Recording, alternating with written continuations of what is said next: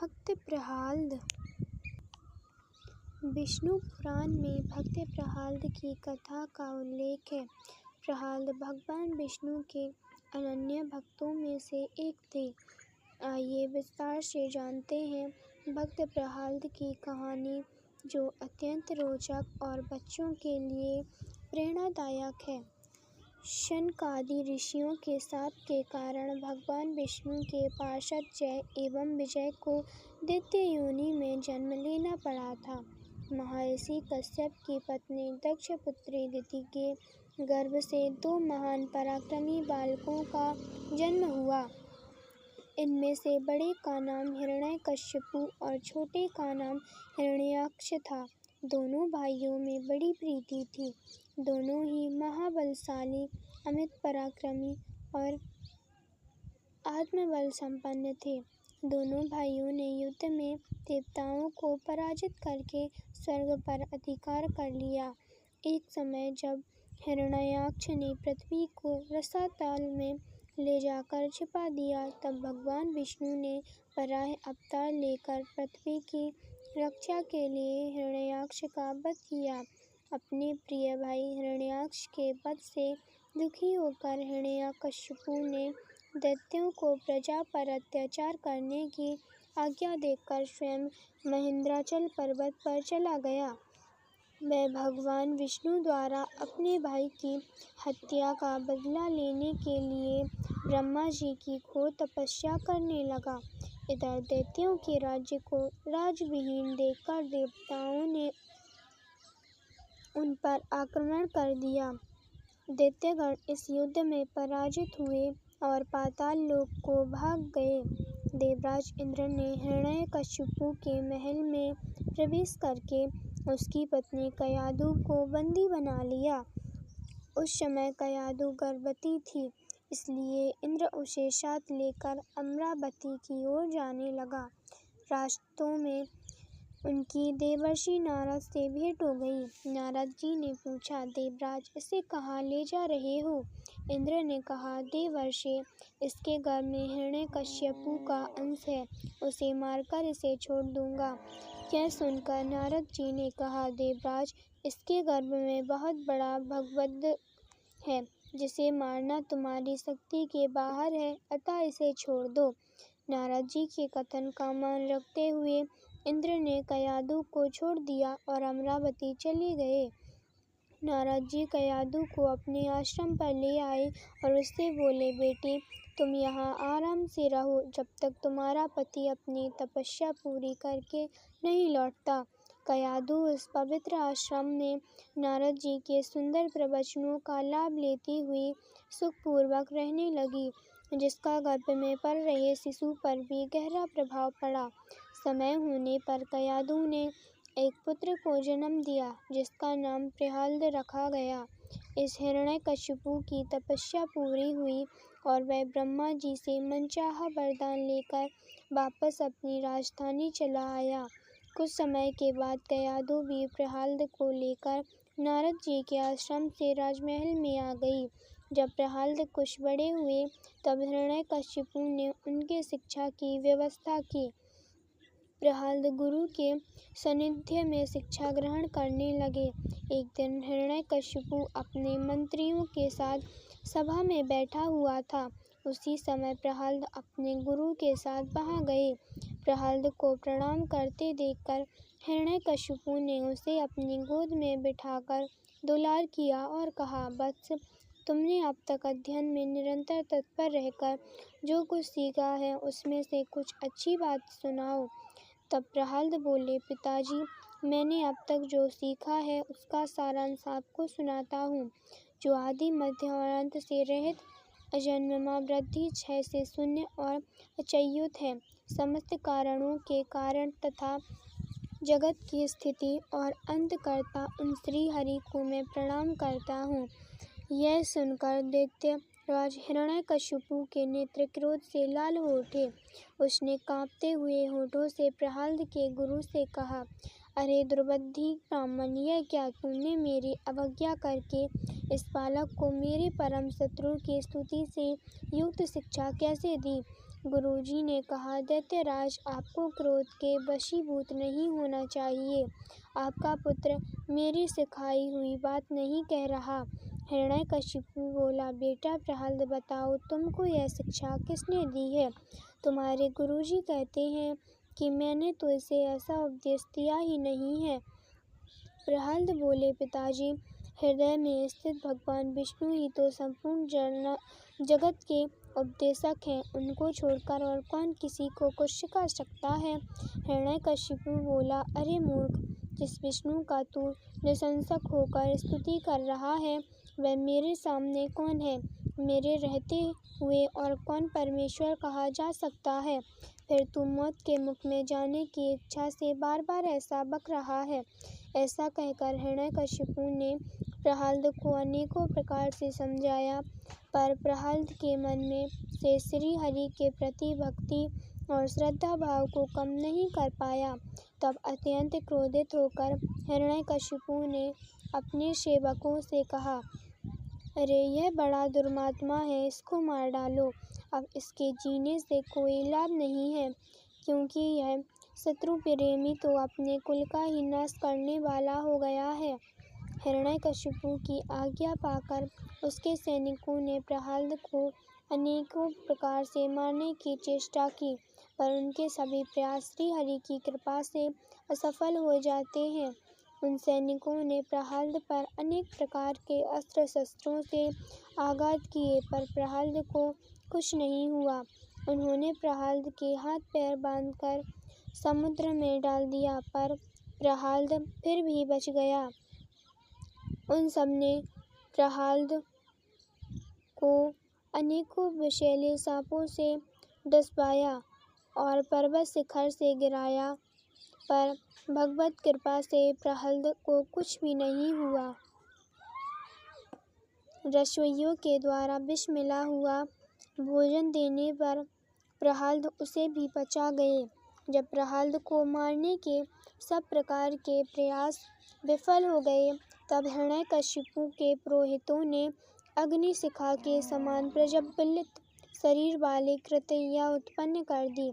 उस अति भयंकारी कृत्या ने अपने पैरों से पृथ्वी को कंपित करते हुए बाहर प्रकट होकर बड़े क्रोध से प्रहलाद जी की छाती में त्रिशूल से प्रहार किया, पर उस बालक के छाती में लगते ही वह तेजोमय त्रिशूल टूटकर नीचे गिर पड़ा। उन पापी पुरोहितों ने उस निष्पाप बालक पर कृत्या का प्रयोग किया था, इसलिए कृत्या ने तुरंत ही उन पुरोहितों पर वार किया और स्वयं भी नष्ट हो गए। अन्य प्रचलित कथाओं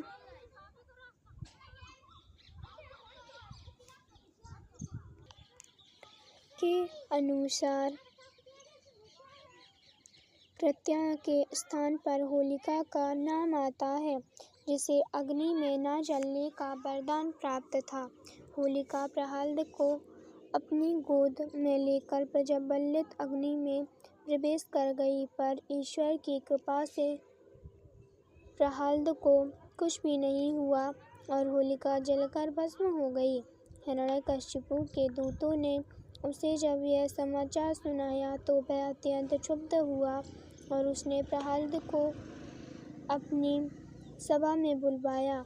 हिरण्यकशिपु ने प्रहलाद से कहा, रे दुष्ट, जिसके बल पर तू इसकी बहकी बहकी बातें करता है, तेरा वह ईश्वर कहाँ है?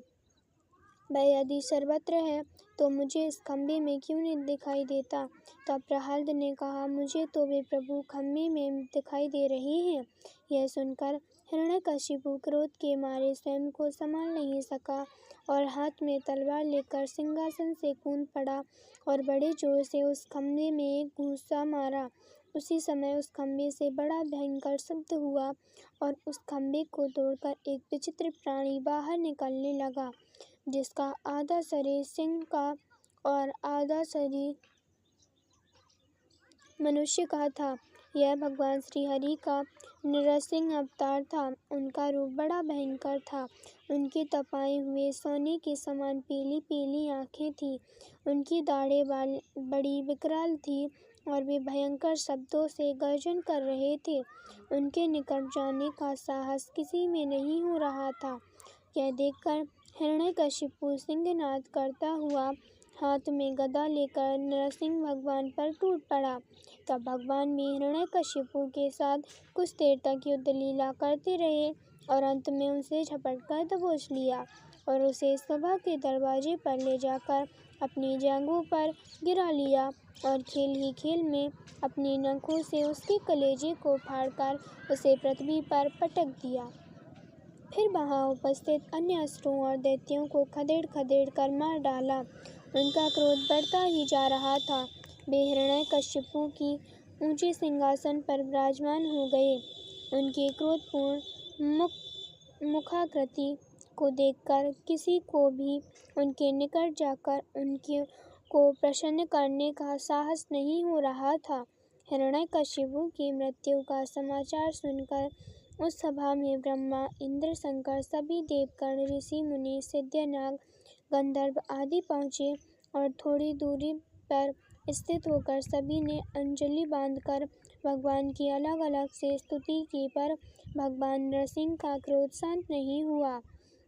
तब देवताओं ने माता लक्ष्मी को उनके निकट भेजा, पर भगवान के उग्र रूप को देखकर वे भी भयभीत हो गए। तभी ब्रह्मा जी ने प्रहलाद से कहा, बेटा, तुम्हारे पिता पर ही तो भगवान क्रुद्ध हुए हैं, अब तुम ही जाकर उनको शांत करो। तब प्रहलाद भगवान के समीप जाकर हाथ जोड़कर साष्टांग भूमि पर लौट गए और उनकी स्तुति करने लगे। बालक प्रहलाद को अपने चरणों में पड़ा देखकर भगवान दयार्द्र हो गए और उसे उठाकर गोद में बिठा लिया और प्रेम पूर्वक बोले, बस प्रहलाद, तुम्हारे जैसे एकांत प्रेमी भक्त को यद्यपि किसी वस्तु की अभिलाषा नहीं रहती, पर फिर भी तुम भी केवल एक मन्वंतर तक मेरी प्रसन्नता के लिए इस लोक में दैत्याधिपति के समस्त भोग स्वीकार कर लो।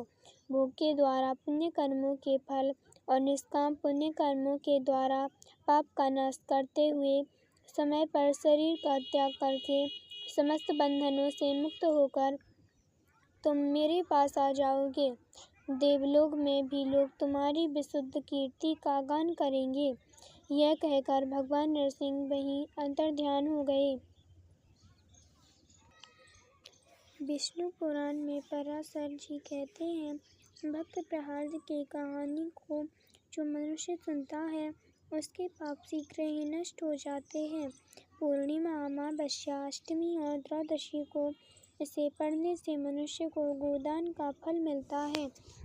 जिस प्रकार भगवान ने प्रहलाद जी की सभी आपत्तियों से रक्षा की थी, उसी प्रकार वे सर्वदा उसकी भी रक्षा करते हैं जो उनका चरित्र सुनता है।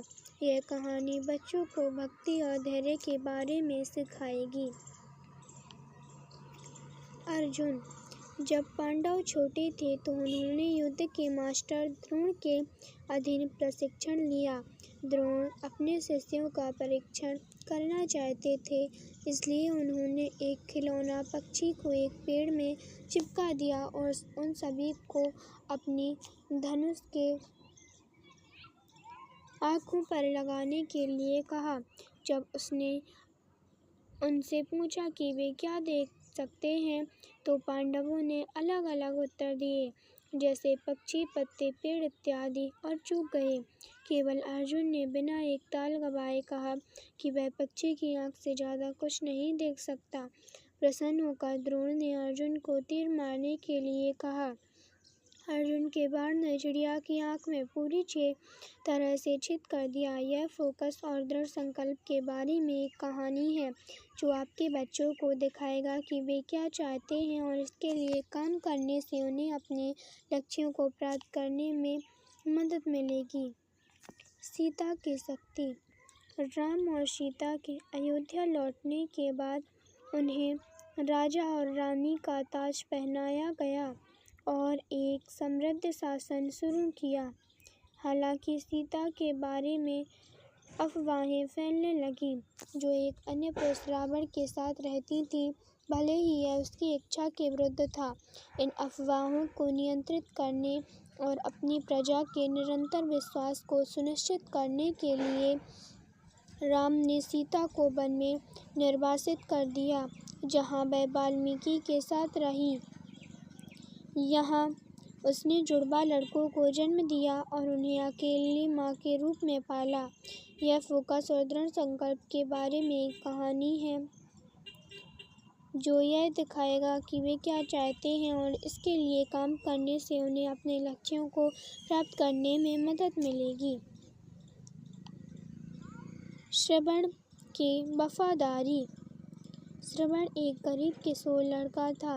भारत के सभी धार्मिक स्थलों की तीर्थ यात्रा पर अपने माता पिता की मदद करना। जब वे बूढ़े और अंधे थे, वह उन्हें अपने कंधों पर टंगी 2 टोकरियों में ले जा रहा था। अयोध्या के जंगलों को पार करते समय श्रवण कुमार दशरथ द्वारा चलाई गई एक तीर से मारा जाता है और मर जाता है। अपने मरते हुए सांस के साथ भी वह दशरथ से अपने प्यासे माता पिता के लिए पानी ले जाने के लिए कहता है। श्रवण दया और वफादारी का अवतार। यह कहानी हमें यह शिक्षा देती है कि करुणा और माता पिता की देखभाल करने के गुणों को समझने में मदद करती है। मंदोदरी का धैर्य। मंदोदरी रावण की पत्नी थी। जब उसने क्रूरता की तो उसने उसे न्यायपूर्ण और सम्मानजनक होने के लिए मनाने की पूरी कोशिश करते हुए अपना दिन बिताया। उसने उसे सीता को मुक्त करने के लिए भी कहा, हालांकि उसकी सलाह बहरे कानों पर पड़ी। अंत तक वह अपने पति के प्रति वफादार रही। श्रवण दया और वफादारी का अवतार। यह कहानी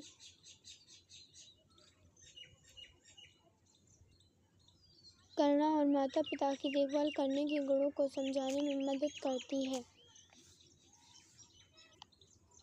नरमुंड वाली चुड़ैल। राजकोट में एक एटीएम सर्विस कंपनी में काम करने वाले जितेंद्र परमार एक मध्यम वर्ग के प्रामाणिक इंसान हैं।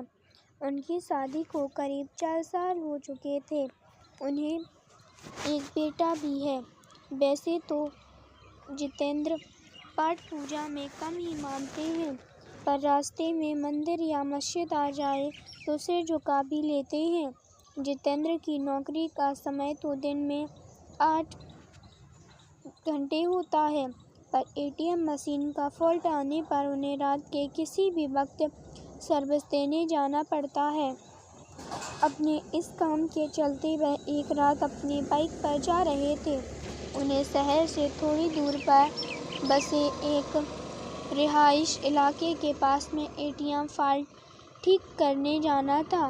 वैसे तो इस काम के लिए 2 एग्जीक्यूटिव चाहते हैं, पर जितेंद्र का पार्टनर उस रात बीमार था तो सर्विसिंग के लिए उन्हें अकेले ही जाना पड़ा। स्पॉट पर जाकर जितेंद्र ने अपनी बाइक स्टैंड पर लगाई। तभी उन्हें वहाँ एटीएम बूथ पर एक लड़की दिखी। जितेंद्र ने सोचा कि उसे शायद पैसे निकालने होंगे और बाइक के ठीक होने का वेट कर रही होगी। फॉल्ट ठीक करने के लिए जैसे ही जितेंद्र एटीएम बूथ के अंदर आए तो वह लड़की भी अंदर आने लगी। सिक्योरिटी गार्ड ने उन्हें बाहर रुकने के लिए कहा।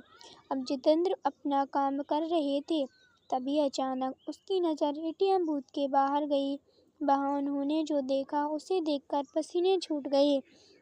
बाहर खड़ी लड़की एटीएम गार्ड की मुंडी अपने हाथ में लिए खड़ी थी और वह जितेंद्र की ओर घूर कर देख रही थी। यह सब देखकर जितेंद्र का दिल बेतहाशा तेजी से धड़कने लगा। उन्होंने वहाँ से नज़र हटा ली और सोचा कि ये उनका भ्रम होगा। वो ये सब सोच ही रहे थे कि तभी अचानक उनके सीनियर का फ़ोन बज उठा। यह फ़ोन वहाँ का फॉल्ट जल्दी ठीक करने के लिए था। कांपते कांपते जितेंद्र फिर से काम पर लग गए। थोड़ी ही देर में उन्होंने एटीएम मशीन ठीक कर लिया। इस बार एटीएम बूथ से बाहर देखने पर सब नॉर्मल लग रहा था। वह लड़की भी वहाँ खड़ी थी और एटीएम बूथ का गार्ड भी उसके पास आराम से खड़ा था। जितेंद्र ने सोचा कि पहले जो भी देखा था वह सब उसका भ्रम होगा। वह काम निपटा कर सीधा अपनी बाइक की ओर दौड़ा गया। जाने से पहले उसने एक बार फिर एटीएम बूथ पर नजर डाली। तब एक बार फिर से उसका दिल दहल गया। एक बार फिर बाहर खड़ी लड़की एटीएम गार्ड की मुंडी अपने हाथ में लिए खड़ी थी। इस भयानक नज़ारे को देखकर जितेंद्र बुरी तरह डर गए और जल्दी से वहां से भाग निकले। राजकोट वापस लौटते वक्त उन्हें बार बार यह भास हो रहा था कि उनकी बाइक के साथ कोई परछाई चल रही है। वे घबराए हुए बीके चलाए जा रहे थे कि न जाने कैसे अचानक ही उनकी बीके बंद हो गई और ठीक एक बरगद के पेड़ के पास जाकर रुकी। जितेंद्र जी को यकीन नहीं हो रहा था कि उनके साथ यह सब सचमुच हो रहा है। उन्होंने नज़र उठाई तो बरगद की एक शाखा से झूलती एक आकृति नजर आई। उसके हाथ में एक नरमुंड था और वो अजीब घरघराहट भरी आवाज में कुछ बोल रही थी। जितेंद्र जी ये सब देखकर वहीं जड़ हो गए। ना उनकी चीख निकली, ना उनके अंदर हिलने की ताकत बची। चुड़ैल पेड़ से उतरी, उसके उल्टे पांव देखकर जितेंद्र जी के पसीने छूट गए। उन्होंने आंखें मूंद लीं और भगवान को याद करने लगे। चुड़ैल उनके बगल में आकर बैठ गई और उनका सर सहलाने लगी। इसके बाद जितेंद्र जी को कुछ याद नहीं कि उनके साथ क्या हुआ। जब होश आया तो वे एक हॉस्पिटल में थे। सुबह कुछ स्थानीय लोगों ने उन्हें बेहोश पड़ा देख हॉस्पिटल पहुंचा दिया था। इस घटना के महीनों बाद तक जितेंद्र बेसुध रहे और काफ़ी पूजा पाठ के बाद भी उनकी हालत फिर से सामान्य हो पाई। अब भी राजकोट छोड़ चुके हैं और एक सामान्य जीवन जी रहे हैं। अलमारी का भूत। गोंडल शहर में किराए के मकान में स्थायी हुए अनंत पेशे से शिक्षक हैं। अनंत स्कूल में काफ़ी लोकप्रिय टीचर हैं। स्कूल में पढ़ाने के बाद वह बच्चों को अपने घर पर ट्यूशन भी पढ़ाते हैं। खैर, अब तो उनकी शादी हो चुकी है, पर जब वह कुंवारे थे तब उन्हें अपने किराए के घर में एक बेहद भयानक अनुभव हुआ था। एक शाम जब वह अपनी आराम कुर्सी पर बैठकर सुस्ता रहे थे, तभी अचानक उनकी अलमारी का दरवाज़ा अपने आप धड़ाम से खुल गया। इस आवाज़ से वह चौंक गए। उन्हें काफ़ी डर महसूस हुआ, क्योंकि उस शाम वहाँ कोई हवा नहीं चल रही थी और घर पर तो वह अकेले ही रहते थे। वह उठकर अलमारी का दरवाज़ा फिर से बंद कर कुर्सी की ओर जाने लगे। तभी उन्हें महसूस हुआ कि किसी ने उनका नाम पुकारा और वह आवाज़ उस अलमारी के अंदर से आ रही थी। इस भयानक घटना से अनंत बुरी तरह डर गए। उन्हें वहीं खड़े खड़े पसीने आने लगे और वह बुरी तरह कांपने लगे। डरते डरते उन्होंने पीछे मुड़कर देखा तो अलमारी का दरवाज़ा धीरे धीरे हिल रहा था, जैसे कि अंदर से उसे कोई धक्का दे रहा हो। खौफ के मारे कांपते हुए अनंत थोड़ी देर वह अजीब नज़ारा देखते रहे। तभी अचानक अलमारी से गाढ़ा काला धुआं बाहर आने लगा। यह सब पारलौकिक घटनाएं देखकर अनंत की चीख निकल गई। अनंत दौड़कर घर के बाहर आ गए और सारी बातें अपने पड़ोसियों को बताने लगे। अनंत के पड़ोसी उनके साथ घर में दाखिल हुए और उन सब ने वहाँ जो भी देखा उसे देखकर सबके होश उड़ गए। कमरे की छत पूरी तरह से काली पड़ चुकी थी। अलमारी के दोनों दरवाजे उखड़े हुए थे और सारा सामान नीचे जमीन पर बिखरा हुआ था। लोग कुछ समझ पाते इससे पहले ही वहाँ रखी अलमारी धड़ाम से जमीन पर आ गिरी। अनंत के साथ साथ अब सभी लोग इस भयावह अनुभव से घबरा गए और बाहर की तरफ भागे। कुछ लोगों को भागते भागते एक चीख सुनाई दी, चले जाओ सब, पर किसी ने पीछे मुड़कर देखने की हिम्मत नहीं की। इस खौफनाक अनुभव के कारण अनंत बुरी तरह बीमार पड़ गए और कुछ दिन के लिए अपने गांव पर अपने माता पिता के पास वापस लौट गए। जब वो गोंडल वापस लौटे तो कभी उस घर में वापस नहीं गए और किसी और मोहल्ले में रहने लगे। क्या थी इस खौफनाक घटना की वजह? मोहल्ले में रहने वाले बुजुर्गों से पता चला कि वो मकान अंग्रेजों के ज़माने की बनी एक हवेली को तोड़कर बनाया गया था। कहते हैं उस हवेली का मालिक बहुत क्रूर इंसान था। और एक बार उसने अपने नौकर को जलाकर मार डाला था और उसकी अधजली लाश उस अलमारी में छिपा दी। मकान मालिक ने कभी वो अलमारी का उपयोग नहीं की थी, लेकिन अंत राजनाथ के मांगने पर उन्होंने वो अलमारी उसे दे दी थी और शायद इसी कारण नौकर की आत्मा नाराज हो गई और ये खौफनाक डरावनी घटना घट गई। खौफनाक साया। आशपुर विस्तार में रहने वाली धरा शर्मा की अभी नई शादी हुई थी। शादी के 2-4 दिन बाद ही पति दिलीप को ऑफिस के काम से 1 हफ्ते के लिए दुबई जाना पड़ा। धरा अपने अनुभव के बारे में बताती है कि एक रात जब वह अपने कमरे में अकेली सोई हुई थी, तभी अचानक उनका टीवी चलना शुरू हो गया, जिससे वह चौंक गई। उन्होंने तुरंत उठकर टीवी बंद कर दिया और फिर से सोने की कोशिश करने लगी। थोड़ी देर बाद उन्हें महसूस हुआ कि उनके बगल में बिस्तर पर कोई लेटा हुआ है। टीवी की अपने आप चलना और फिर किसी की मौजूदगी का एहसास होना घर में अकेली लेटी महिला को डरा देने के लिए काफ़ी था। धरा जिस करवट लेती उसी करवट लेटी रही। उन्हें समझ नहीं आ रहा था कि करें तो क्या करें।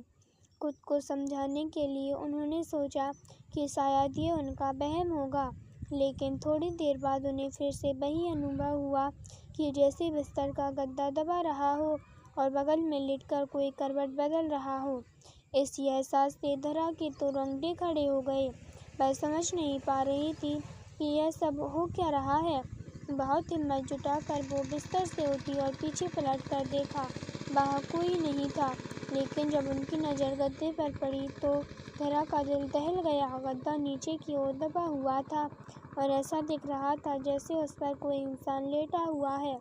अब वह चिल्लाना चाहती, पर खौफ और डर के मारे उनके हलक से आवाज़ तक नहीं निकली। दिल की धड़कन बहुत तेज हो चली थी।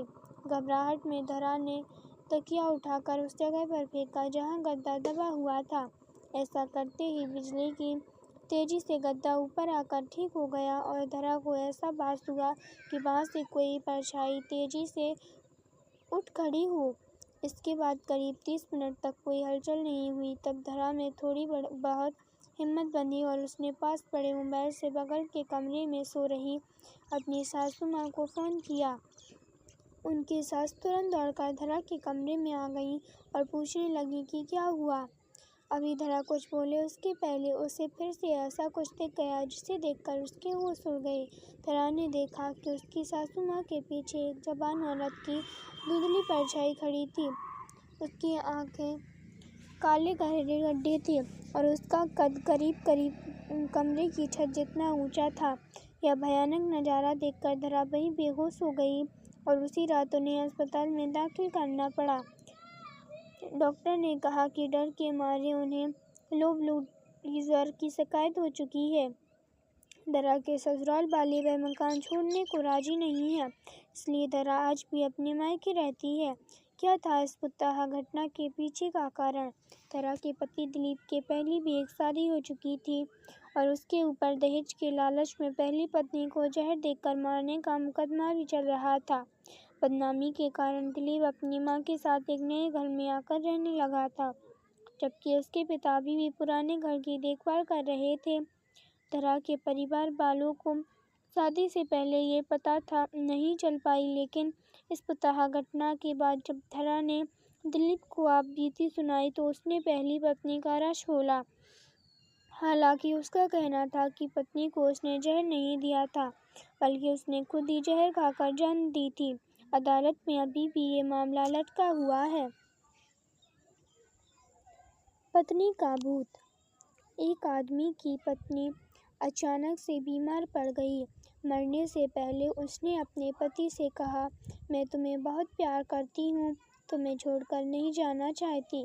मैं नहीं चाहती कि मेरे जाने के बाद तुम मुझे भुला दो और किसी दूसरी औरत से शादी करो। वादा करो कि मेरे मरने के बाद तुम किसी और से प्रेम नहीं करोगे, वरना मेरी आत्मा तुम्हें चैन से जीने नहीं देगी। पत्नी का भूत। और इतना कहकर वो चल बसी। उसके जाने के कुछ महीनों तक उस आदमी ने किसी दूसरी औरत की तरह देखा तक नहीं, पर एक दिन उसकी मुलाकात एक ऐसी लड़की से हुई जिसे वह चाहने लगा। बात बढ़ते बढ़ते शादी तक आ गई और उनकी शादी हो गई। शादी के ठीक बाद आदमी को लगा कि कोई उससे कुछ कह रहा है। मुड़कर देखा तो वो उसकी पहली पत्नी की आत्मा थी। आत्मा बोली, तुमने अपना वादा तोड़ा है, अब मैं हर रोज तुम्हें परेशान करने आऊंगी। और इतना कहकर वो गायब हो गई। आदमी घबरा गया, उसे रात भर नींद नहीं आई। अगले दिन भी रात को उसे वही आवाज़ सुनाई दी, मैं तुम्हें चैन से नहीं जीने दूंगी। मैं जानती हूँ कि आज तुमने अपनी नई पत्नी से क्या क्या बातें की। और उसने आदमी को अक्षरशः एक एक बात बता दी। आदमी डर कर कांपने लगा। अगले दिन वह शहर से बहुत दूर एक जैन मास्टर के पास गया और सारी बात बता दी। मास्टर बोले, ये प्रेत बहुत चालाक है। बिल्कुल है, तभी तो मेरी एक एक बात उसे पता होती है। आदमी घबराते हुए बोला। मास्टर बोले, कोई बात नहीं, मेरे पास इसका भी इलाज है। इस पर जब तुम्हारी पत्नी का भूत आए तो मैं जैसा कहता हूँ तुम ठीक वैसा ही करना। उस रात जब आत्मा वापस आई तो आदमी बोला, तुम इतनी चालाक हो, मैं तुमसे कुछ भी नहीं छिपा सकता और जैसा कि तुम चाहती हो मैं अपनी पत्नी को छोड़ने के लिए भी तैयार हूँ, पर उसके लिए तुम्हें एक प्रश्न का उत्तर देना होगा। अगर तुम उत्तर ना दे पाई तो तुम्हें हमेशा हमेशा के लिए मेरा पीछा छोड़ना होगा। पत्नी का भूत बोला, मंजूर है, पूछो अपना प्रश्न। आदमी ने फौरन जमीन पर पड़े बहुत सारे छोटे छोटे कंकड़ अपनी मुट्ठी में भर लिए और बोला, बताओ मेरी मुट्ठी में कितने कंकड़ हैं। और ठीक उसी समय भूत गायब हो गया। कुछ हफ्तों बाद वो एक बार फिर से जैन मास्टर के पास उनका शुक्रिया अदा करने पहुंचा। मास्टर, उस भूत से मेरा पीछा छुड़ाने के लिए मैं जीवन भर आपका आभारी रहूंगा। आदमी बोला, पर मैं ये नहीं समझ पाया कि आखिर उस प्रश्न में ऐसा क्या था कि एक झटके में ही भूत गायब हो गया। मास्टर बोले, बेटा दरअसल कोई भूत था ही नहीं। मतलब? आदमी आश्चर्य से बोला, हाँ, कोई भूत था ही नहीं। दरअसल दूसरी शादी करने की वजह से तुम्हें एक अपराध बोध महसूस हो रहा था और इसी वजह से तुम्हारा दिमाग एक भ्रम की स्थिति पैदा कर तुम्हें भूत का अनुभव करा रहा था। मास्टर ने समझाया, पर ऐसा था तो वो मेरी एक हर बात कैसे जान जाता? आदमी ने पूछा। मास्टर मुस्कुराए, क्योंकि वो तुम्हारा बनाया हुआ ही भूत था, इसलिए जो कुछ तुम जानते थे वही वो भी जानता था।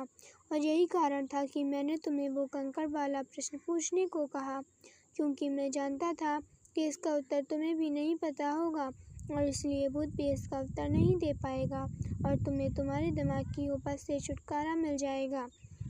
आदमी अब पूरी बात समझ चुका था। उसने एक बार फिर मास्टर को धन्यवाद दिया और अपने घर लौट गया। कई बार हमारे मन में भी किसी पुरानी बात को लेकर एक गिल्ट फीलिंग रह जाती है। कहानी में भूत का आना उसी तरह की फीलिंग का एक्सट्रीम फॉर्म है, पर अधिकतर मामलों में हम किसी पुरानी घटना को याद कर अफसोस करते हैं और कभी कभार खुद पर क्रोधित भी हो जाते हैं। ऐसा बार बार करना गलत है। अपने भूत की वजह से अपने भविष्य और वर्तमान को बिगाड़ने में कोई समझदारी नहीं है। इसलिए अगर आप भी किसी पुरानी घटना की वजह से अपराधबोध महसूस करते हैं तो ऐसा ना करें। गलतियां करना मनुष्य का स्वभाव है, सभी करते हैं। आपसे भी हुई तो कोई बात नहीं, उस घटना को पीछे छोड़ो और अपने जीवन को सार्थक बनाने की दिशा में काम करें। पर क्या भूत सच में होते हैं? यह एक ऐसी बहस है जो सदियों से चली आ रही है। जहाँ करोड़ों लोग मानते हैं कि भूत सच में होते हैं, वहीं बहुत से लोग ऐसे भी हैं जो भूत या आत्माओं के ऊपर विश्वास नहीं करते। खैर, जो भी हो, अक्सर हमें भूतों से जुड़ी कुछ घटनाओं का जिक्र सुनने को मिल ही जाता है और अगर बताने वाले की माने तो ये घटनाएं सच्ची होती हैं। तो आइए हम इसी कुछ सच्ची भूतिया कहानियों के बारे में जानते हैं। शारदा देवी का भूत। यह सत्य घटना है शारदा देवी के बारे में। शारदा देवी का जन्म गुजरात के भनगौर गांव में हुआ था और उनका विवाह पोरबंदर शहर के व्यापारी जीवनलाल के साथ हुआ था। जीवनलाल एक संयुक्त परिवार में रहते थे। कुल 5 भाई और 4 बहन तथा माता पिता का भरा पूरा परिवार था। शारदा देवी ने एक पत्नी और बहू होने के सारे फर्ज निभाए।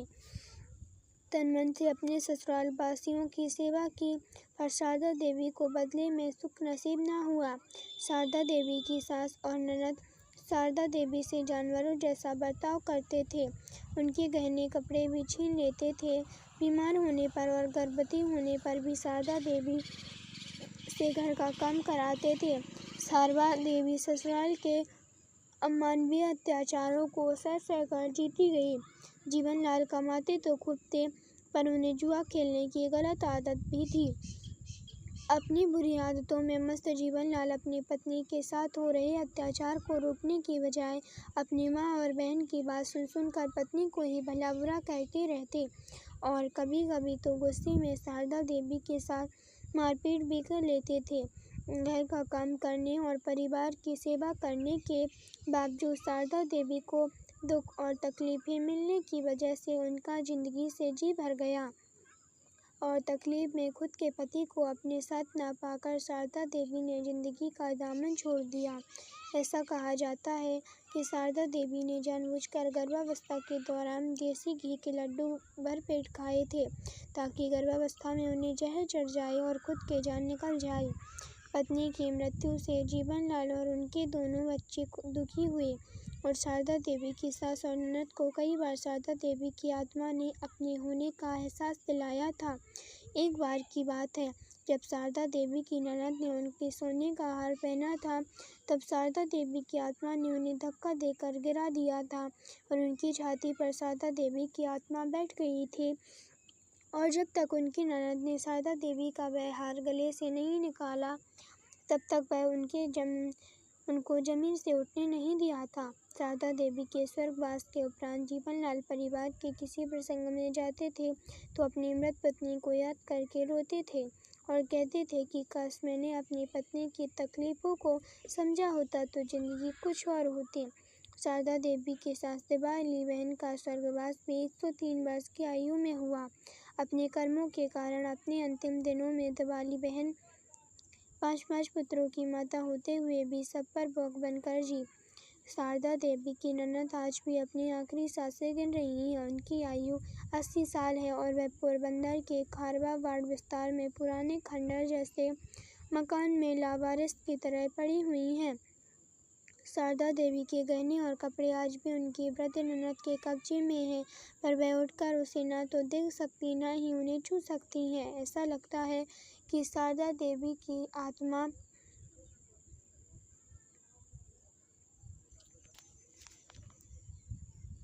तो अपनी ननद को मरने दे रही है, न तो उसे माफ़ कर रही है। महत्वपूर्ण सूचना इस लेख में लिखे गए पारलौकिक शक्तियों के प्रभाव और उनके अस्तित्व पर जो भी टिप्पणियाँ की गई हैं, बस सिर्फ लेखक के विचार अनुभव एकत्रित की हुई इन्फॉर्मेशन और अन्य व्यक्तियों के अपने साथ हुए अनुभव का वृत्तांत है। वेबसाइट पाठकों को किसी भी अंधश्रद्धा या तांत्रिक ओझा हवन या किसी भी प्रकार के भूत भगाओ इलाज कराने की सलाह सूचना नहीं देता है। पारलौकिक अनुभव वास्तविकता में एक कभी न सुलझने वाली पहेली की तरह होते हैं, इसलिए पाठक कृपया अपने विवेक से काम लें। लड़की की भटकती आत्मा। यह घटना पोरबंदर की है। यह सत्य घटना सोनल नाम की एक लड़की की है। सोनल एक मध्यम वर्गीय परिवार में जन्मी और पली बढ़ी। अपने स्कूल के दिनों में सोनल काफ़ी होशियार छात्रा थी। घर में माता पिता की हर बात मानना और घर परिवार के कामकाज में हाथ बटाना सोनल का स्वभाव था। जब सोनल 12वीं कक्षा में थी, तब एक दिन अपनी सहेली के साथ पोरबंदर के समंदर किनारे घूमने गए। समंदर किनारे दोनों सहेलियां पानी में पैर भिगोने और बातें करने में मस्त थीं। तभी अचानक समंदर की ओर से तेज हवा का झोंका सोनल की ओर आया और पलक झपकते ही वह हवा का झोंका जैसे उसके शरीर से आर पार होकर गुजर गया। इस घटना से सोनल बुरी तरह डर गई, क्योंकि सोनल को उस हवा के झोंके के साथ हूबहू अपनी जैसे दिखने वाली लड़की भी दिखी थी, जो सोनल के शरीर के साथ टकरा कर सोनल के शरीर से आर पार निकल गई थी। उस मौके के बाद सोनल की जिंदगी ही बदल गई। खाते पीते सोते जागते दिन रात सुबह शाम सोनल को वह लड़की नजर आने लगी। अपने जैसी दिखने वाली लड़की को देखकर सोनल खूब घबरा जाती, रोने लगती और कई बार डर के मारे बीमार भी पड़ जाती। परिवार ने सोनल की तकलीफ दूर करने के लिए लाख जतन किए, पूजा पाठ, हवन, दान, धर्म और अन्य कई सारे इलाज किए, पर कोई मरहम सोनल के काम न आ सका। हद तो तब हो गई जब सोनल अपने कॉलेज की पढ़ाई कर रही थी। शहर के कॉलेज के प्रोफेसर ऐसे कमेंट पास करने लगे थे कि यह तो उसकी हूबहू कॉपी है, और सोनल को देखकर ऐसे अचंभित होने लगते कि जैसे पुराना पाप सामने आने पर कोई पापी अचंभित हो जाता हो। ऐसा कहा जाता है कि आज से 35-40 साल पहले उसी कॉलेज में एक लड़की पढ़ती थी और वह अचानक गायब हो गई थी। माना जाता है कि कॉलेज प्रशासन से जुड़े कुछ लोगों ने उस लड़की को अगवा करके उसका बलात्कार करके उसे मार दिया था और उसके शरीर के कुछ टुकड़े कॉलेज के ज़मीन में दफना दिए थे और कुछ समंदर किनारे फेंक दिए थे। उसी लड़की की आत्मा सोनल को देखती रहती है और अपने लिए इंसाफ चाहती है। सोनल आज भी अपने जीवन में कभी कभी उस लड़की की परछाई देखने का अनुभव करती है, पर अब सोनल ने अपने डर का सामना करना सीख लिया और इस बात को समझ लिया है कि अगर हकीकत में ऐसी कोई दुखदाई घटना उस लड़की के साथ हुई होगी तो समय आने पर उस राज का पर्दा उठेगा और दोषियों को सजा मिलेगी। बालुवा कन्याशाला में भेड़िए पिशाच का हमला। मेरा नाम जल्पा मोनाड़ी है। मेरे पिता अनाज और बीज बेचते हैं। आज मैं उस घटना के बारे में बताने जा रही हूँ जिस वजह से मेरी बहन बर्बाद हो गई। मुझे याद है हम दोनों बहनें 11वीं कक्षा में बालुवा कन्याशाला में पढ़ती थी। हम दोनों जुड़वा बहनें होने के कारण हमेशा लोगों में चर्चा का विषय बनी रहती थीं। एक दिन करीब 11 बजे हमारी छुट्टी हो गई। हम दोनों बहनें स्कूल के कंपाउंड में थीं। तभी मेरी बहन भावना बाथरूम गई। करीब 15 मिनट हुए लेकिन मैं वापस नहीं लौटी। तब मुझे चिंता हुई। मैं पता लगाने बाथरूम की ओर गई। वहाँ का नज़ारा देखकर मेरी रूह कांप गई। मैंने देखा भावना वॉश बेसिन की दीवार से सटकर बैठी थी। उसके सिर से खून बह रहा था और कोई अजीब सी पहाड़ी आकृति उसके सिर से बहता खून चूस रही थी। एक पल में स्तब्ध होकर वह नज़ारा देखती रही। फिर मेरी दर्दनाक चीख निकली। तब प्यून और कुछ टीचर्स वहाँ दौड़ आए। मैं तुरंत उन्हें उस घटना के बारे में बताने लगी, लेकिन उस वक्त तक वहाँ मेरी बहना भावना के अलावा कोई नहीं था। मैं गुमसुम सी बैठी थी। सब ने उसे पूछा कि आखिर वहाँ हुआ क्या था, लेकिन मैं कुछ भी नहीं बोली। वहाँ पर आए हुए सब लोगों ने पहले तो भावना के फिसल जाने का तर्क निकला और उसके बाद उन्होंने उल्टा मुझे ही कसूरवार बताना शुरू कर दिया। उन्हें लगता था शायद हम दोनों बहनों में मारपीट झगड़ा हुआ होगा, उसी वजह से भावना को चोट लगी होगी। उसके बाद हम दोनों बहनें स्कूल से घर लौटी तो माँ पापा ने भी उसे खूब पूछा, लेकिन भावना जैसी दूसरी दुनिया में ही जी रही थी। देर रात को भी वह बर पर उठकर घर के बाहर बैठ जाती। स्कूल में भी उसका बर्ताव अजीब हो गया था। टीचर्स कुछ भी कहे तो वह पढ़ाई नहीं करती, उल्टा उन्हें घूरती रहती। एक बार क्लास में भावना अकेली बैठी थी। मैंने सोचा उससे बात करूं। मैं कैंटीन से कुछ नाश्ता लेकर उसके पास जाने लगी। मैंने देखा भावना खिड़की के बाहर देखकर हंसी जा रही है और अपनी होंठ बड़बड़ा रही थी। अब मेरी धड़कनें बढ़ चुकी थी। मैंने डरते डरते उसके पीछे जाकर खिड़की की ओर नज़र घुमाई तो मुझे वहीं रहस्यमयी आकृति नुमा इंसान दूर खड़ा दिखाई दिया, जो बाथरूम में भावना के सिर के घाव से खून चूस कर रहा था। वह डरावना नज़ारा देखकर मेरे हाथ से नाश्ता वहीं गिर गया। तभी फौरन भावना मेरी ओर मुड़ी। उसके चेहरे पर बेहद गुस्सा था। उसने दौड़कर मुझे बाल से पकड़ लिया। अगले ही पल मैं ज़मीन पर थी। अब यकीन नहीं था करेंगे भावना में उस दिन मुझे चेहरे पर 3 बार काटा। थोड़ी देर में और स्टूडेंट वहाँ आ गए। उन्होंने भावना को मुझसे अलग किया। मेरी जो बहन पानी भी मुझसे पूछ कर पीती थी, वह अब मुझसे खूनी भेड़िए की तरह बर्ताव कर रही थी। अब स्कूल प्रशासन को यकीन हो गया था कि बाथरूम वाली घटना भी हम दोनों बहनों की ही लड़ाई थी। उन्होंने उसी वक्त मेरे पापा को भावना के काटने के निशान दिखाए। बात बड़ी साफ थी, वह लोग नहीं चाहते थे कि हम दोनों एक स्कूल में रहें। पापा ने उसी वक्त भावना को हॉस्टल भेजने का निर्णय लिया। मैंने उन्हें और स्कूल प्रशासन को खूब समझाया, लेकिन मेरी हकीकत पर किसी को विश्वास नहीं था। चूँकि उस समय शैतानी पिशाच के बारे में भावना कुछ बोलने को तैयार नहीं थी। इस घटना के बाद भावना 3 साल हॉस्टल में रही। एक दिन हमें रात को करीब 3 बजे उसके हॉस्टल से फ़ोन आया। भावना बाथरूम के पास बेहोश पड़ी मिली थी। हम उसे घर लाए। उसके सिर पर ठीक वैसे ही घाव थे जो स्कूल के समय मैंने देखे थे। आज भी भावना अंधेरे में अकेले बड़बड़ाती रहती है। हमेशा अंधेरे में रहना पसंद करती है। शायद हमारे स्कूल के वक्त से मेरी बहन पर पिशाच का वास है।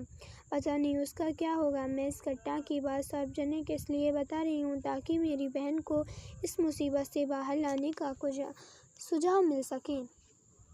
रेगिस्तान में चोटी वाले प्रेत का आतंक। मेरा नाम वैभव वाघेला है और मैं जयपुर का निवासी हूँ। हमारा काम शादी ब्याह में मंडप सर्विस देने का है। दुकान पर ज़्यादातर काम हमारे नौकर चाकर करते हैं और फंक्शन की साइट पर भी वही लोग मंडप लगाने जाते हैं। पूरा दिन दुकान पर टाइम निकलता नहीं है तो कई बार बाइक लेकर घूमने निकल जाता हूँ। मेरे पापा वैसे तो ठंडे दिमाग के हैं, पर काम में ध्यान न दूँ तो इतनी खरी खोटी सुनाते हैं कि मेरे कान के कीड़े मर जाते हैं। इसलिए अधिक समय मुझे दुकान पर ही बिताना पड़ता है। दुकान पर मैंने टीवी भी लगा रखा है। ज़्यादातर मैं उस पर डिस्कवरी चैनल देखता हूँ। बेयर ग्रिल्स का शो मैन वर्सेस वाइल्ड मेरा फेवरेट है और उसी के चक्कर में मैंने रोमांचक सफ़र का प्लान बना लिया था और रेगिस्तान के प्रेत से मेरा सामना हुआ था। उस भिड़ंत में मैं और मुन्ना मरते मरते बचे थे। मैंने और मेरे दोस्त मुन्ना ने एक रात रेगिस्तान में बेयर ग्रिल्स स्टाइल में कैंपिंग करने का फैसला किया।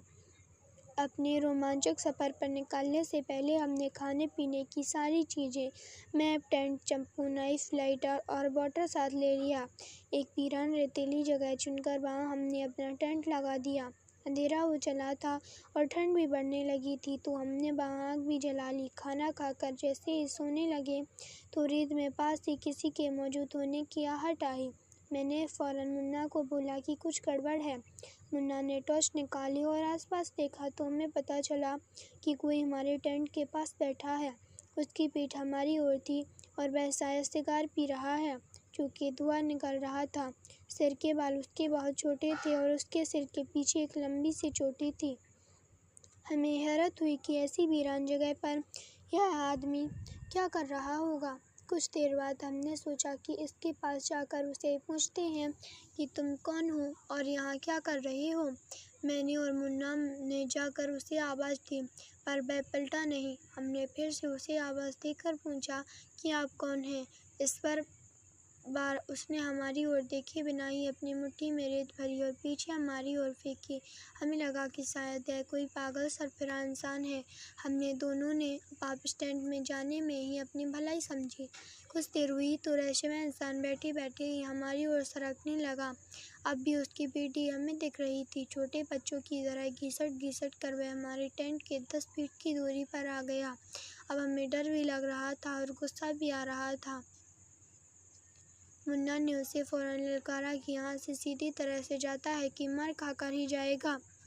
हमारे पास हथियार भी है, कुछ गड़बड़ की तो जान से जाएगा। मुन्ना की थक्की सुनकर वह आदमी धीमी आवाज़ में हंसने लगा। अब तो मेरा भी सब्र जवाब दे गया था। मैंने मुन्ना से कहा कि तू इसको दाएं से घेर और मैं बाएं से घेरता हूँ। साले की घसीट घसीट कर मारेंगे।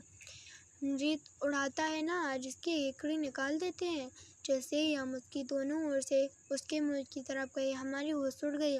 हमने देखा कि उसकी आंखें ही नहीं थीं, वह काले गड्ढे थे और उसके हाथ में कोई सिगार नहीं था। उसकी आंखों की जगह मौजूद गड्ढों से धुआं निकल रहा था। मैं और मुन्ना तो पगला गए। हम वहाँ से भागकर जाते भी तो कहाँ जाते, घनघोर अंधेरा था। हम दौड़कर टेंट में घुस गए और एक दूसरे को पकड़ लिया। अचानक वह चोटी वाला प्रेत खड़ा हो गया और हमारी ओर मुड़ा। हमें तो लगा कि आज जान से जाएंगे। मेरे तो रोंगटे खड़े हो गए थे और मुन्ना तो उसकी ओर देख भी नहीं रहा था। टेंट के सामने आग के परी पर बिना आंखों वाला खतरनाक प्रेत रुक गया और कुछ इशारे करने लगा। शायद उसे कुछ चाहिए था। मैंने गौर किया तो मुझे समझ आ गया कि उसे टेंट में पड़ी चादर चाहिए थी। मैंने फौरन उसकी ओर चादर और तकिया दोनों फेंक दिया। उसने फटाक से चादर ओढ़ ली और तकिया वापस मेरी ओर फेंक दिया। कुछ देर बाद वह हमारे आसपास ही घूमता रहा और फिर न जाने क्या हुआ कि वह दौड़ता हुआ। मेरा नाम सुमित जानी है और मैं एक्सिस बैंक में लोन प्रोडक्ट के सेल्स विभाग में काम करता हूँ। मैं मथुरा का निवासी हूँ पर जॉब की वजह से जयपुर में रहता हूँ। वैसे तो जयपुर में मेरे दोस्त कम हैं, पर फिर भी एक पक्का दोस्त वहाँ मुझे मिल ही गया। मेरे दोस्त का नाम बिरल लाडवा है और वह मेरे साथ बैंक में ही काम करता है। पिछले दिनों में हमें बैंक से 4 दिन की छुट्टी मिली थी, तो बिरल बोला कि चल यार द्वीप घूम आते हैं। मुझे भी द्वीप का मस्त समंदर किनारा घूमने का मन था, तो मैंने फौरन हाँ कर दी। उसी रात बस पकड़कर हम दोनों द्वीप के लिए निकल गए। होटल तो ऑनलाइन बुक कर लिया था, तो फौरन वहां जाकर फ्रेश हो गए। रात के सफ़र की थकान उतारकर 1 आध घंटे में हम समंदर की ओर लटार मारने निकाल पड़े। छुट्टियों का सीजन था, तो समंदर पर फॉरेनर्स की भरमार थी। छोटे छोटे कपड़ों में फिरंगी सैलानी मगरमच्छ की तरह रेत पर पड़े पड़े सुबह की नरम धूप सेक रहे थे। मैं और बिरल तो यह नज़ारा देखकर खुशी से झूम उठे। ऐसा लग रहा था कि जैसे जन्नत में आ गए हैं। घूमते घूमते हमारी नज़र धूप सेक रही एक गोरी चिट्टी जवान लड़की पर पड़ी। शायद वह अकेली थी। बिरल बोला कि चल यार उसे से दोस्ती करते हैं। मेरा मन तो नहीं किया, पर मेरा फ्रेंड माना ही नहीं। वह मुझे खींचकर उसके पास ले गया। अलग थलग कम कपड़ों में लेटी हुई फॉरेनर लड़की के पास जाते ही मुझे अजीब सी अकड़न महसूस होने लगी। शायद मेरा मन कर रहा था जल्दी से इससे दूर हो जा, लेकिन बिरल तो वहीं शुरू हो गया। उसको बुलाने की कोशिश करने लगा और पास बैठे बैठे उसे घूरने लगा। कुछ ही देर में वह लड़की भी हमारी ओर देखने लगी। उसने बिरल को जवाब तो नहीं दिया, पर हंसकर स्माइल देकर वहां से खड़ी हो गई और अपना ओवरकोट पहन लिया। फिर वो वहां से चली बनती। तभी अचानक मेरी नज़र रेत पर पड़ी, जहां वह लड़की लेटी हुई थी। उस जगह रेत के अंदर से काला गाढ़ा धुआं निकल रहा था। अभी मैं यह बिरल को बोलूं, इसके पहले बिरल मुझे खींचकर उस लड़की के पीछे ले जाने लगा और बिरल मुझे बोला कि आज तो यह लड़की पटाकर ही दम लूँगा, तो खाली मेरा साथ देता जा। समझ ले कि तुझे गोरी चिट्टी भाभी मिल गई। मेरा कमीना दोस्त मेरी एक सुनने को तैयार नहीं था और खुद की सेटिंग के चक्कर में मेरी भी जान खतरे में डाल रहा था।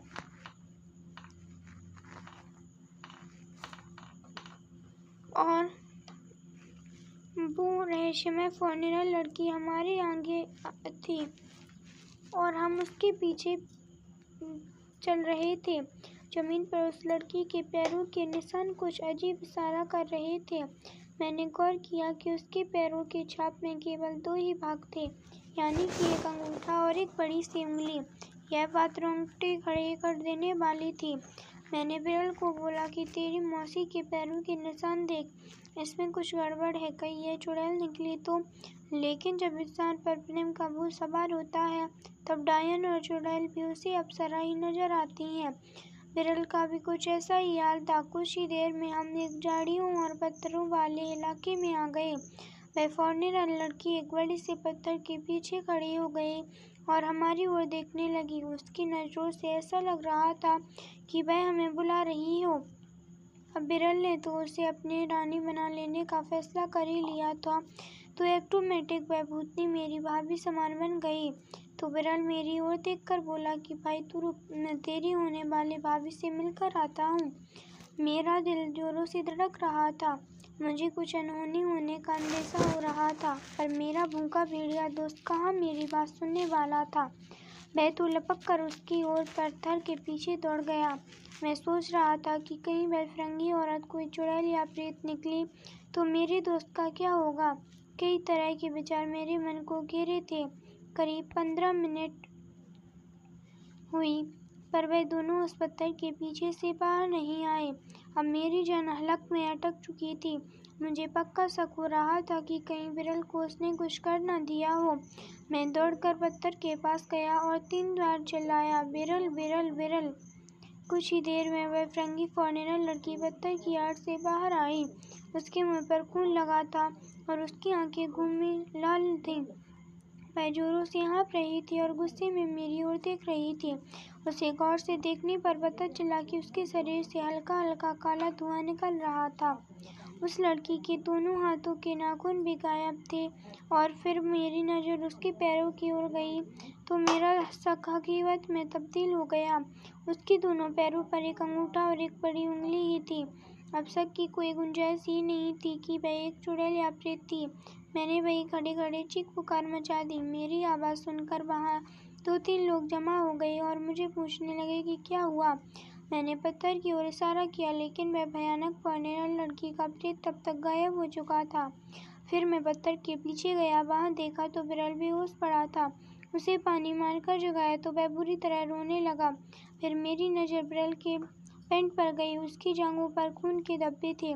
शायद उस भूतनी ने उसे वहाँ बुरी तरह से काटा था। कुछ ही देर में बिरल सदमे से बाहर आ गया और हम होटल चले गए। बिरल को इस खौफनाक हादसे के दुख से बाहर लाने के लिए मैंने हंसी मजाक करके उसे खुश करने की कोशिश की। मैंने बिरल से पूछा, क्या हुआ यार, भाभी ने लाड़ प्यार में कहीं गलत जगह तो काट नहीं लिया ना? तेरी लफड़ेबाजी में देवर तो बन गया, अब चाचा बन सकूंगा ना? या फिर तुझे ताली बजाने वाले की फौज में भर्ती कराने मुझे ही सताना पड़ेगा? बिरल को हंसाने का यह तरीका भी नाकाम हो गया। वह बस गुमसुम मेरी बात सुनता रहा। घर आते वक्त बिरल पूरे रास्ते सदमे से बाहर आने का नाटक कर रहा था, लेकिन मुझे पता था कि तब भी वह पूरी तरह से खौफ में था। छुट्टियां खत्म होने के बाद हम दोनों काम पर लौट गए। उस दर्दनाक हादसे के बारे में बिरल ने और मैंने कभी फिर बात नहीं की। शायद यही सही तरीका है ऐसी दर्दनाक घटनाओं को भुला देने का। सुमित जानी।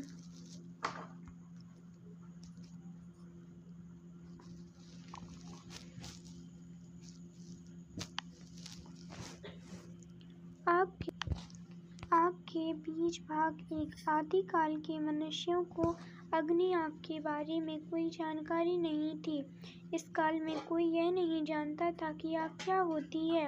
रोशनी न होने के कारण रात भी अंधेरी और डरावनी होती थी। ते ठंड, डर और अंधेरे में वो सिमट कर सोते थे। आग न होने के कारण जंगली जानवर मानव को खा जाते थे। मानव घास फूस और कच्चा मांस ही खाते थे, जिसके कारण वो ज़्यादा बीमार रहते थे और जल्द मर जाते थे, यानी उनकी आयु भी कम होती थी। उस समय के मानव का जीवन जानवरों से भी बदतर था। यह सब स्वर्गलोक में बैठे फुसी नाम का देवता ने देखा तो उन्हें धरती पर रहने वाले इन मानवों के बारे में बहुत चिंता हुई। उन्होंने सोचा, यदि मानव इसी तरह कच्चा भोजन करते रहे और जंगली जानवर मानवों का शिकार करते रहे तो इस पृथ्वी पर मानव जीवन समाप्त हो जाएगा। इसका हल खोजते खोजते उन्हें एक उपाय सूझा। उन्होंने सोचा, क्यों न मानव को आग से परिचित करवाया जाए। आग के बीच भाग 2। देवता ने अपनी दिव्य शक्ति द्वारा आकाश से जंगल में बिजली गिराई। एक तेज गर्जन के साथ जंगल के पेड़ों पर बिजली गिरी और कई पेड़ आग से जल उठे। देखते ही देखते आग की लपटें चारों ओर तेजी से फैल गईं। लोग बिजली की भयंकर गर्जन और धधकती हुई आग से भयभीत होकर दूर भाग गए। कुछ समय के बाद तेज वर्षा शुरू हुई और आग भी कुछ कम हुई। जब रात हुई तो वर्षा के पानी से जमीन बहुत नम और ठंडी हो गई। दूर भाग चुके लोग फिर इकट्ठे हुए और डरते डरते पेड़ों पर जल रही आग देखने लगे। लोगों ने देखा कि पहले जब रात होती थी तो जंगली जानवर हुंकार करते सुनाई देते थे, लेकिन अब ऐसा नहीं हुआ। क्या जंगली जानवर पेड़ों पर जलती हुई इस सुनहरी चमकीली चीज से डरते हैं? लोगों ने अब इस बारे में सोचना शुरू किया।